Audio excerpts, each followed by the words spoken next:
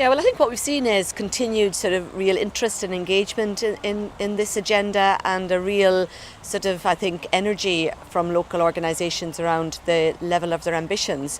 So with regards to the funding this year, we agreed that we would look at those areas that were evidencing their potential and ability to continue to scale up aspects of the technology-enabled care. So that was one area that we were quite keen to focus on. We built on some of the work that was undertaken in year one, but we also looked at a whole range of interesting initiatives and proposals from across Scotland to look at how they can either continue to bed in and scale up, but also for some it was around doing some of that initial work.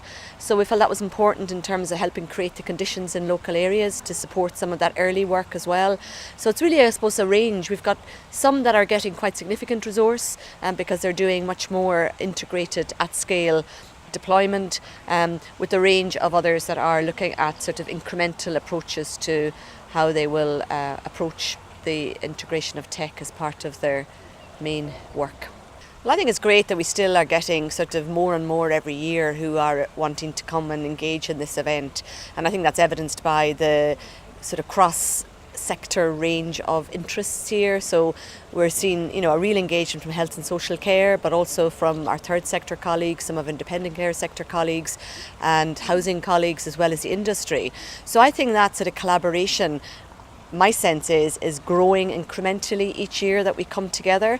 I think the spotlight sessions are evidencing all the work that's going on across Scotland within different geographical areas and some national organisations. So I certainly see a continued commitment, drive. I used the word energy before. I do think there's energy around this agenda, and I think a real commitment to how we can meet the scale of the ambitions that we've set. My key message is about embedding this agenda across the board in terms of the work that local areas are involved in around service redesign, strategic planning, individual assessments and care planning, and how we can look at some of the evidence and build that into the real opportunities that we have around scaling up our ambitions.